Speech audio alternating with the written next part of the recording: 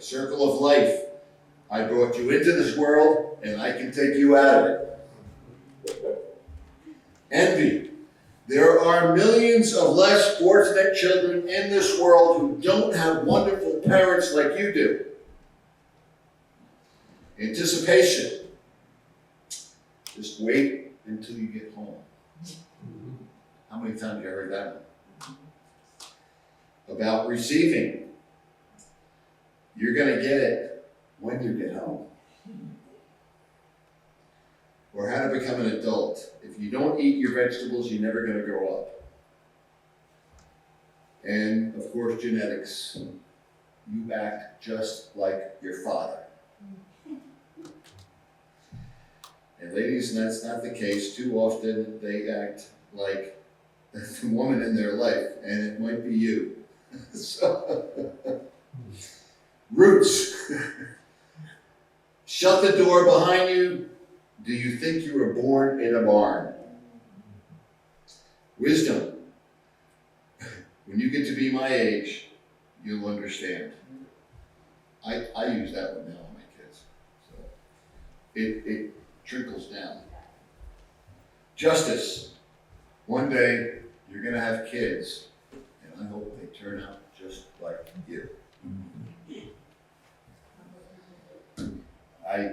I said I talked with two of my sons this morning, and it's 2 o'clock there, so in Hawaii, and they were both walking along the seashore,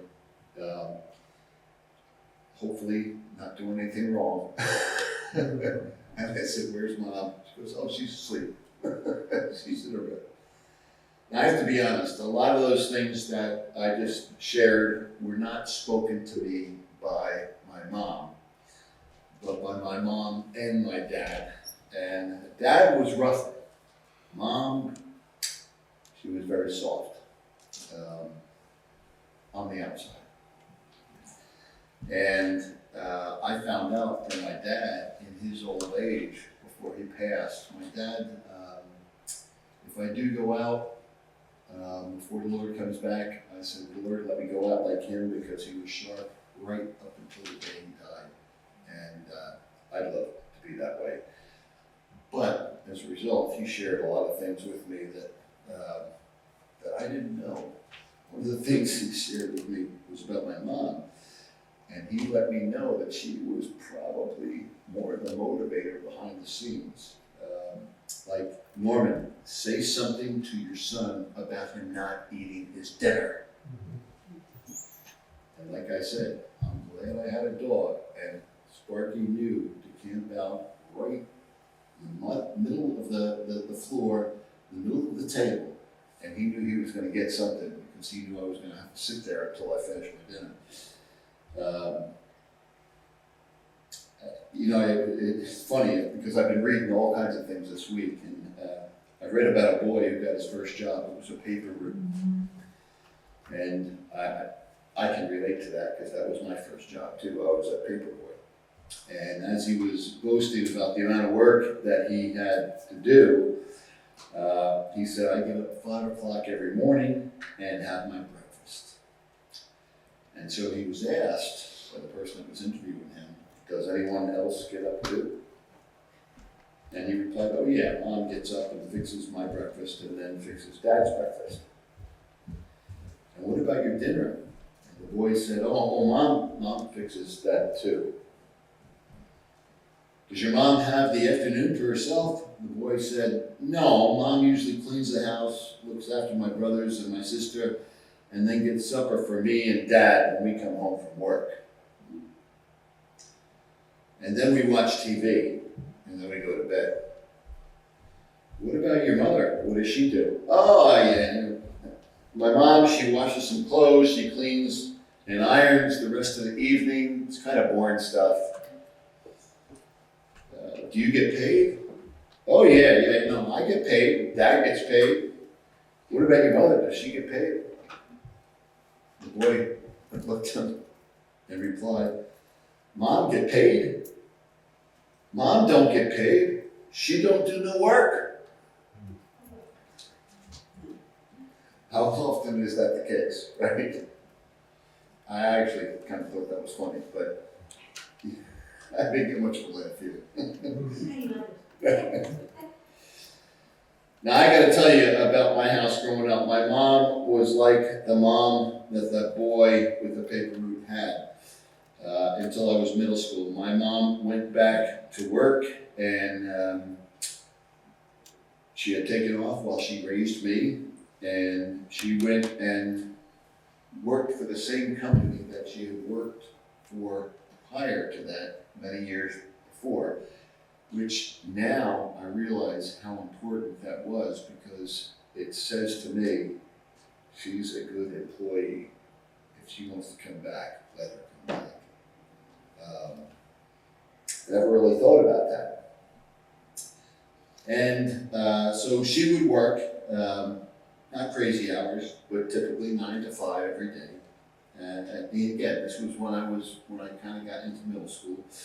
And my dad retired from working at Prudential Insurance for 25 years. And so from that point on, it was my dad who did the cooking, the cleaning, the laundry, etc., because that's what my mom used to do. I gotta say, my dad was a better cook, but you know, we won't tell mom that. And baker, because he would bake. In fact, my kids, I've done this a couple times, and they said, "Dad, why don't you bake any bread?" I'm like, "I don't want to make it a habit." My dad, his habit was every Saturday he would bake bread. And my buddies, they loved to come over on Saturdays, and then I figured out why, because my dad would get done with the bread, and he'd put it on the table and let it air out. But usually he would give us a whole loaf. So I would cut it in half, my buddy would get half, I'd get half, and my dad would put a big thing of butter in front of us. And that's what we feasted on. It was delicious. But my dad was a big guy. He was 6'5", he was a tough dude. And my mom was this little Southern belle.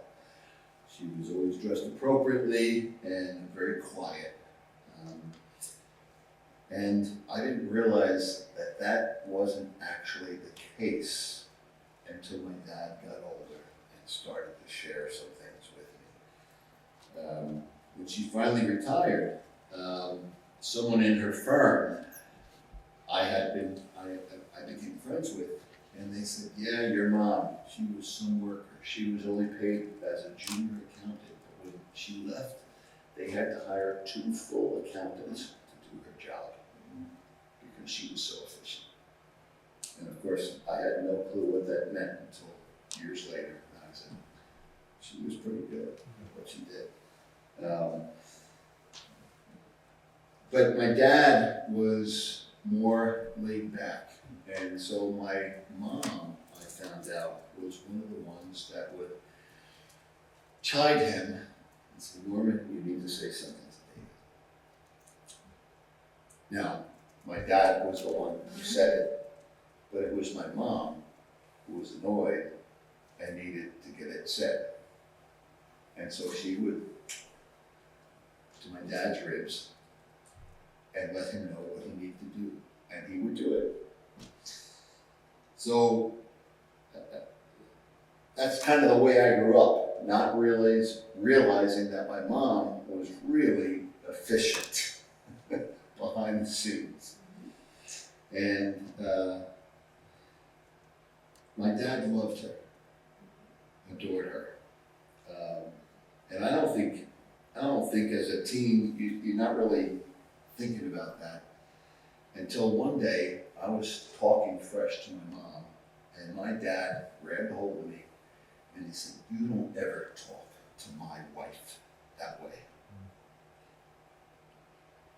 I didn't know what to say. Of course, he's a big boy, big dude. But the fact that he said, "my wife," hit me big time. That's the kind of respect he had for my mom. I was fortunate. My mom was very much like the Proverbs 31 woman. And I want to read to you verses 11 to 31. We already got a glimpse of it from earlier. But Proverbs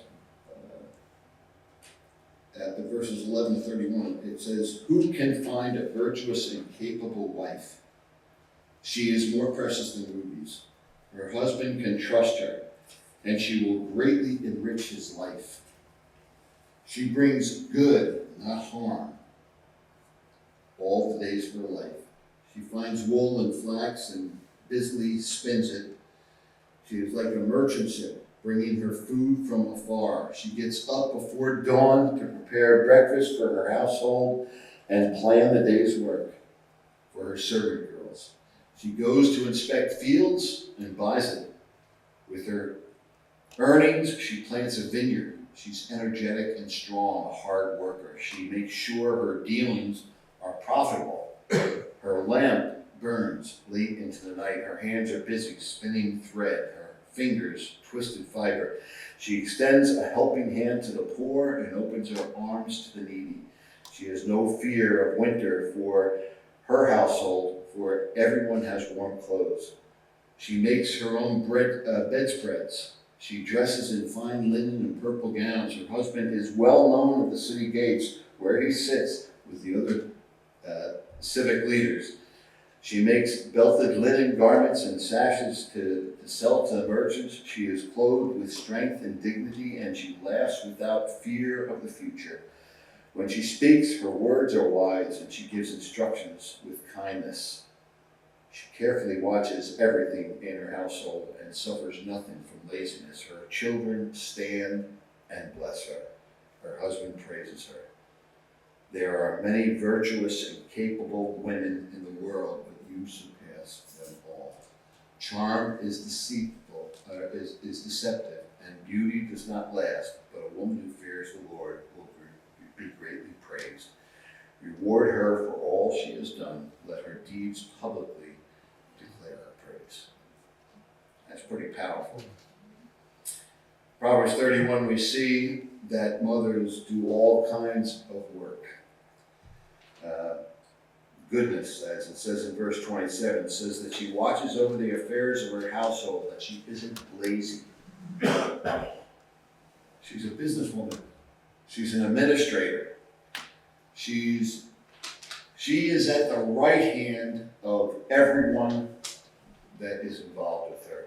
She is a right-hand person that everybody wants. You know, I have been big about my kids' names. Every one of my children, they are named Jesse and Nathaniel and Joshua and Benjamin and Macy. They are all named, and those names were picked out. And they were picked out specifically for what I was praying into their lives. And Benjamin, he was our toughest, because not only was he in the hospital for a month, afterwards he almost passed. So that was a tough, everything went fine until he was born. And, it was tough walking into the hospital and seeing this 9-pound baby next to this 1.5 pound preemie and thinking he's so sick. But the night that Ben was born is when we decided on his name. And it was Benjamin. And Benjamin means son of the right hand. Now, at first, I didn't quite understand what that meant, but that's the literal translation. And it's given by Jacob to his youngest son in the Bible. And it signifies a cherished son, representing strength and protection and good fortune. And that's what the right hand meant in Scripture. Strength. And so I named Ben because of that. Jesse, my oldest, it means God exists. Nathaniel, and his middle name is Thomas. Why? Because Thomas questioned. Nathaniel is the disciple that Jesus said, "There is nothing wrong in you. There is nothing false in you." And I said, I want the family to be a person that is not afraid to question and stand on the truth. And that's exactly what he is. Joshua Kale, his middle name is Kale, short for Caleb, because Joshua and Caleb were the two that when everybody came and God said, go in and take the land, it was only Joshua and Caleb that stood fast and said, God said, take it, let's take it. And Joshua was never afraid of being second. Benjamin, son of my right hand. If you're wondering, Macy means God's pearl. So she's got a name, and Abigail in the Bible. So son of my right hand. That's to me, that's pretty powerful. Who am I going to trust? Who am I going to go to? Ben. I'm not saying my other kids that I'm not looking at them, but he's been a go-to so often in our lives. And I think that's pretty amazing. Now, why am I even getting to that? I don't quite know why I kind of went on a tangent there. But Mary is often placed at the left of the altar when you're facing him, when you see pictures, which is historically considered a place of honor, positioning her at the right hand of Christ. Right? You look at the picture, she's on the left. But the truth is, she's on the right. And Joseph is often on the right at the altars, and highlighting his role as sort of the guardian. But in ancient times, that right hand was primarily the hand that was used to hold the sword, to conduct business. It's synonymous with favor, authority, prosperity, and it suggests a source of strength. Joseph is the head, but Mary, like I said, is usually at the right hand. There was a London editor that submitted something to Winston Churchill for his approval, a list of those who had been Churchill's teachers. And Churchill returned the list with this comment on it: "You have omitted to mention the greatest of my teachers, my mother." Preacher, Campbell Morgan, G. Campbell Morgan, he had 4 sons, and I can relate, and they all became ministers of the gospel. I can't relate to that yet. But at a family reunion, there was a friend that asked which one of the sons, which Morgan is the greatest preacher. And the one son looked at his dad, and without hesitation, he said, "Mom." Proverbs 31, 11-12, her husband has full confidence in her and lacks nothing of value. She brings him good, not harm, all the days of her life. If a husband has full and complete confidence in his wife, then usually there is a love relationship that is powerful, that exists. It might not be all that it could be, but it's going to be there. Now I get that. It's not always the case, but most honest men, if we're honest about our wives' abilities, we're going to admit they have a lot more ability than we give them credit for. An epitaph on one wife's tombstone was written by her husband after 60 years of marriage, and this is what it said: "She always made home." And I think that's probably because he loved her. A grandmother was telling her granddaughter good night, and the little girl looked up at her grandmother and she said, "Mommy and Daddy they're entertaining some very important people downstairs." And Grandma looked at her and said, "Well, you're right. How did you know that?" And she laughed and she said, "Just listen. Mommy's laughing at all of Daddy's jokes." I don't know if his jokes were good or dumb, but she laughed, and maybe they were funny, maybe they weren't, but she didn't want him to be embarrassed, so she laughed. And I thought, that's pretty cool. She knows that maybe he's not that funny. So she's gonna laugh.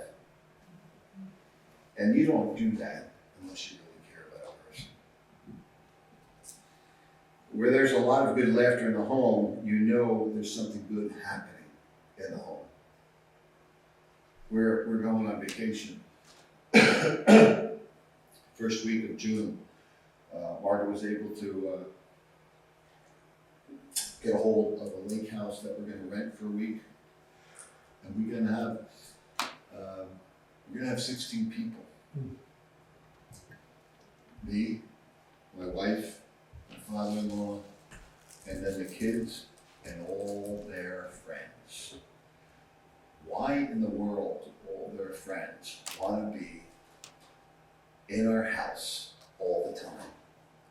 I mean, some of you talk about, having dinner. And I've heard some people, and they say, "Oh yeah, I got the kids coming over, so I got to feed 5." I said, "Feed 5? I wish I only had to feed 5. When I make dinner, it's got to be for at least 7, 8, 10, because they have their friends over."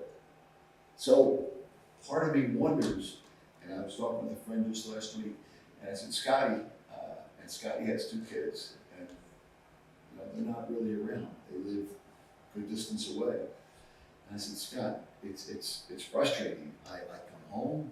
I don't ever have a quiet house." And he said, "Dave, you're blessed, man. You're blessed. Your kids want to be home. They want to be there. That's amazing." And sometimes we kind of only look at the negative. We don't look at the positive.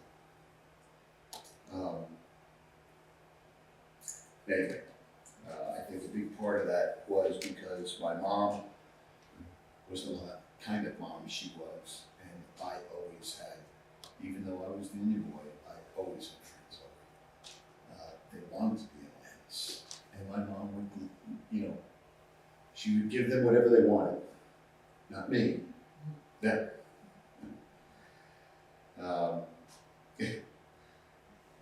A teacher at a school put this question to little James in math class. "James, suppose your mother made a cherry pie and there were 10 of you at the table, your mother and father and 8 children. How much of the pie would you get?"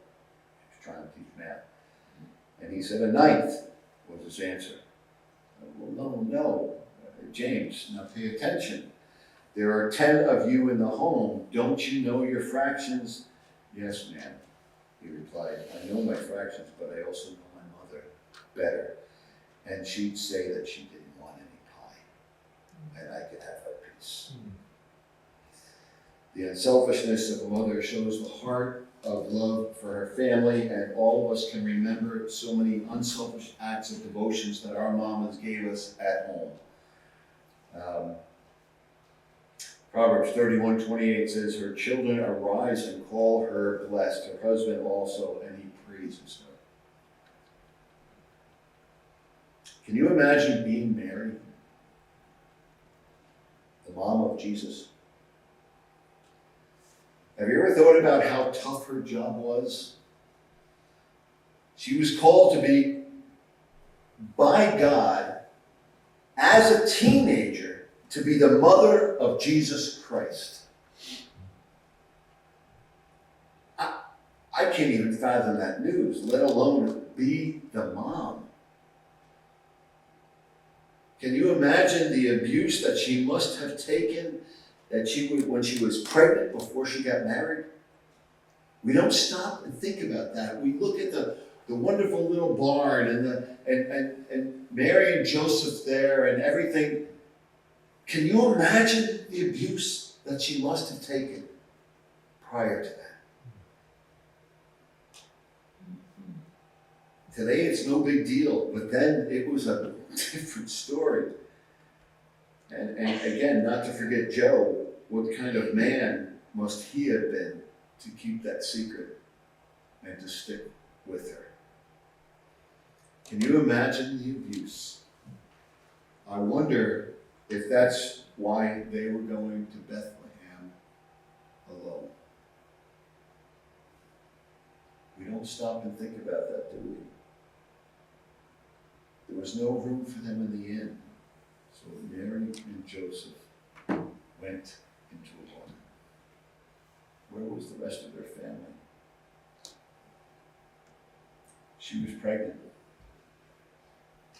They weren't yet married, right? Well, she was pregnant before they got married. But you ever think about that? Why were they alone? They should have been with family.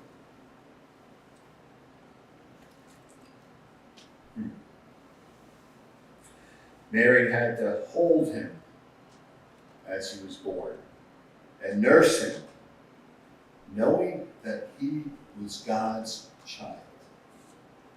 How do you do that? You're holding God,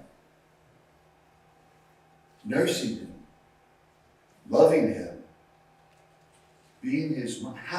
How did she do that?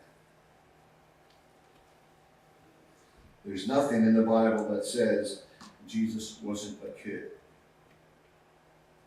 He grew up. We don't have lots of stories about him as he grew up. We have a couple, right? But he was a kid. We've all had kids. Nate, stop doing that. You can't do that. That's going to hurt someone. It's not that he was being bad. I just had to instruct him. Mary had to instruct Jesus. You ever think about that? He wasn't a perfect kid. He was a normal kid. He had to be taught.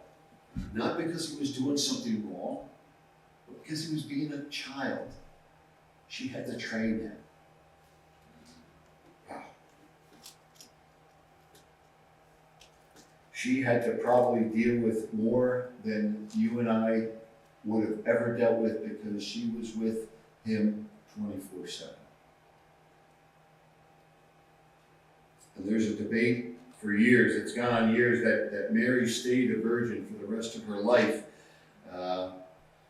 But she had other kids, and we know that. Scripture is very, very clear on that.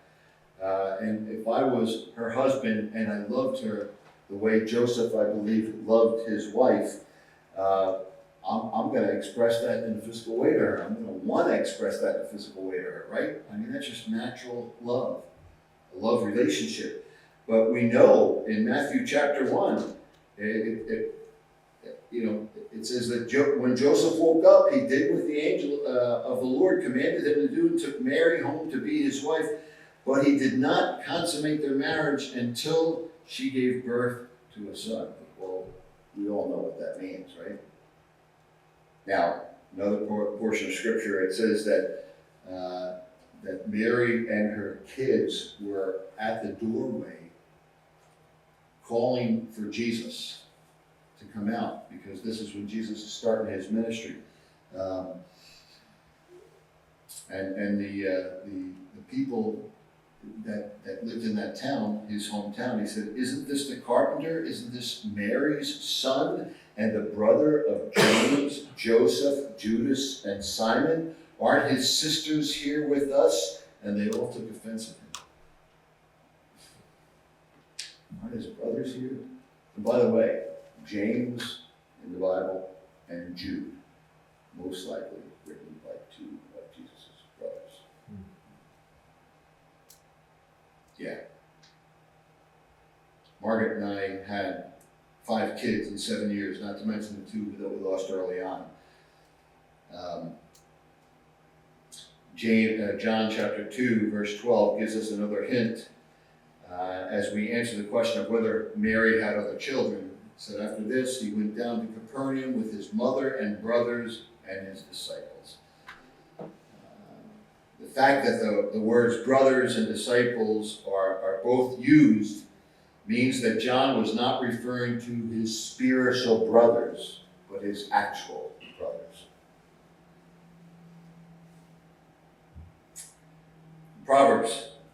chapter 1, verses 8 to 9, it says, "Listen, my son, to your father's instruction, and do not forsake your mother's teaching. They are a garland to grace your head and a chain to adorn your neck." Either way you want to embrace it, Mary still had to be mom. She had to reprimand Jesus from time to time. Not because he was bad or evil, but because he was a kid. Can you imagine that? Something so special about that. And we never stop to think about it. This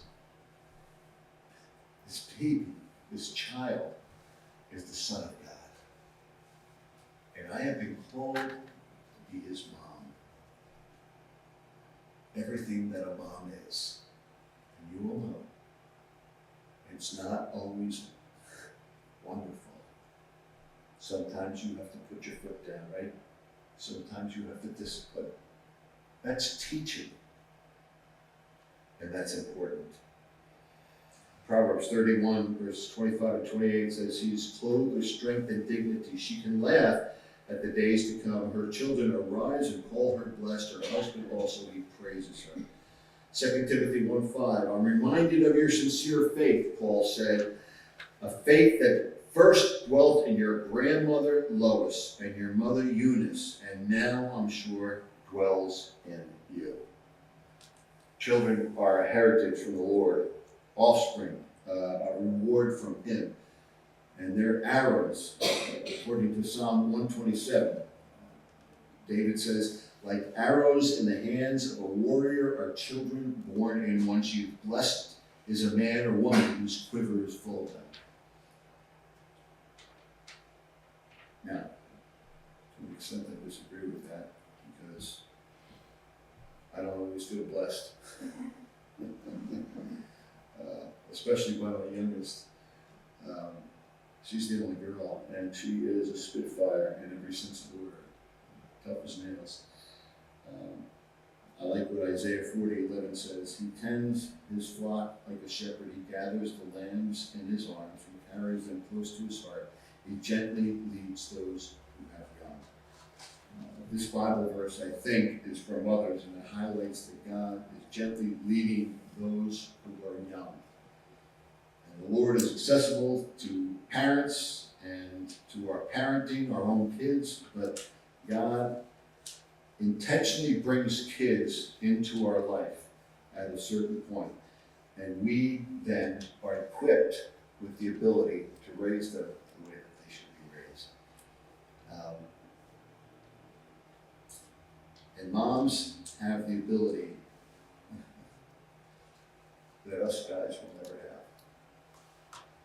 It's just the bottom line. We will never be able to touch our kids in the way that you can touch them. I love my dad. My dad's my hero. You've heard me say it many times. But he was allowed to be my hero because my mom was my mom. I can't comprehend what she dealt with, what she did. I look at my own wife and I'm amazed at the amount of work that she gets done. And she's got 5 kids. And then she deals with the hurt of knowing that she had 2 more. I have no comprehension, no idea of what it takes to deliver a child into this world. She does.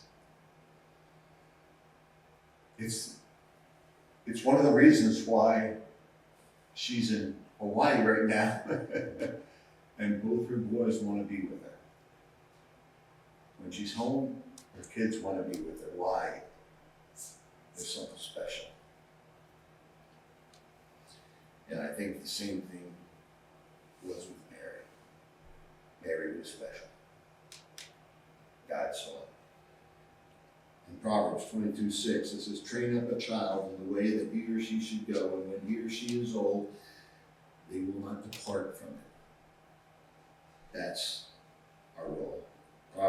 Psalm 139, 13 to 14, for you created me in my innermost being. You knit me together in my mother's womb. I praise you because I am fearfully and wonderfully made. Your works are wonderful. I know them full well, David said.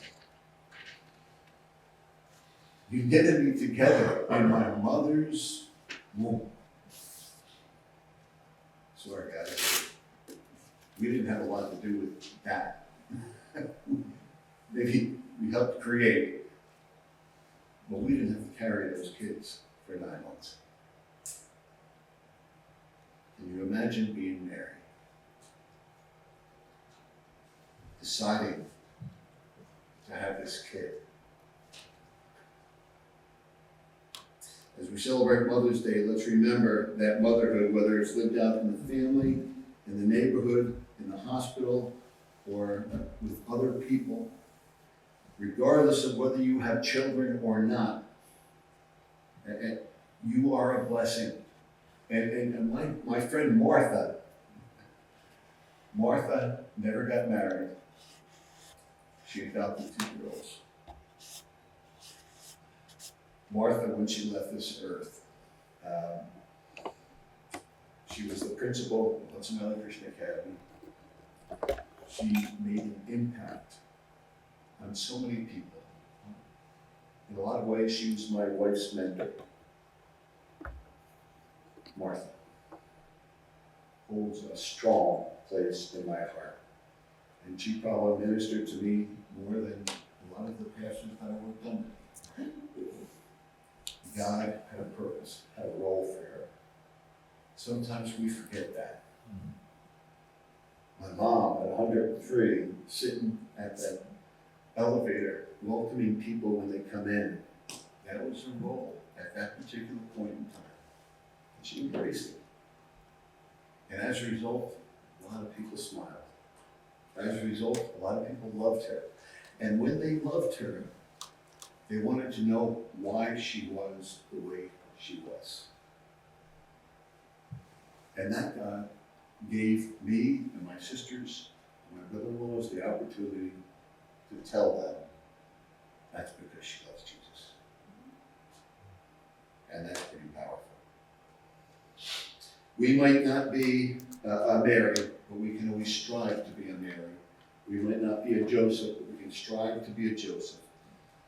Because they raised the person that we know as Jesus Christ. We're all needed. We have no idea how God is going to use us. It might be like Mary, just being a mom. It's not just. That's powerful. That's powerful. Do you realize she shaped Jesus, the Son of God? Wow. Wow. And he says, as he went to the cross, that he can do the same with each of us. I don't know where we all stand. We're not all Marys. We're not all Josephs. But God's got something planned for each one of us. And it might not be or seem significant right now. I'm sure that's what Mary thought as she was changing Jesus' diapers. But she was the mother of God. Wow. What significance. And do you think that God would have put his son in the hands of somebody that didn't deserve it? It seems insignificant until we really think about it. So, as we celebrate Mary and Mother's Day, let's think about our moms, because each one of us have had one. And whether it's been a great relationship or not a great relationship, it doesn't mean we can't change things